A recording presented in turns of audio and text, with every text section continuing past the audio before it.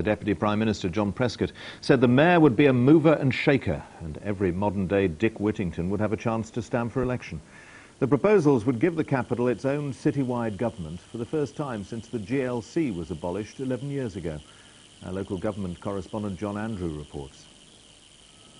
London is the only major capital in Europe without its own citywide elected government.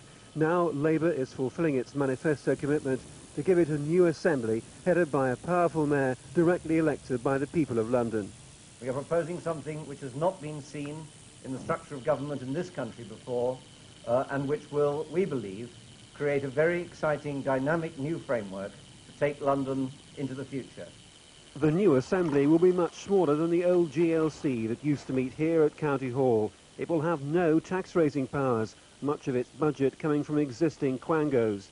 But with an electorate of 5 million people, it's the mayor who'll exercise the real power. Just the scale of that number of electors will give this person huge political clout, comparable really only to what goes on in New York, a city of exactly the same size, with a mayor who has huge power, not just in that city, but influence throughout the United States. The next mayor of the city of New York, Rudolph Giuliani. During his 4 years in the job, Mayor Giuliani's been credited with a dramatic cut in the city's notorious murder rate.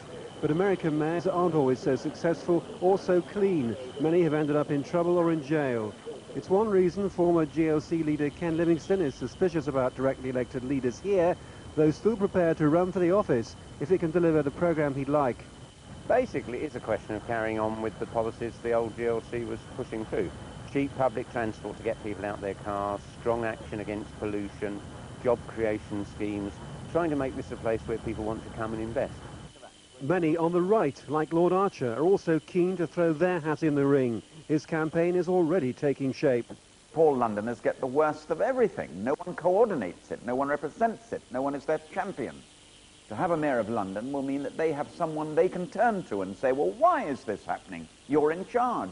Personality politics appears to be here. It comes with a warning.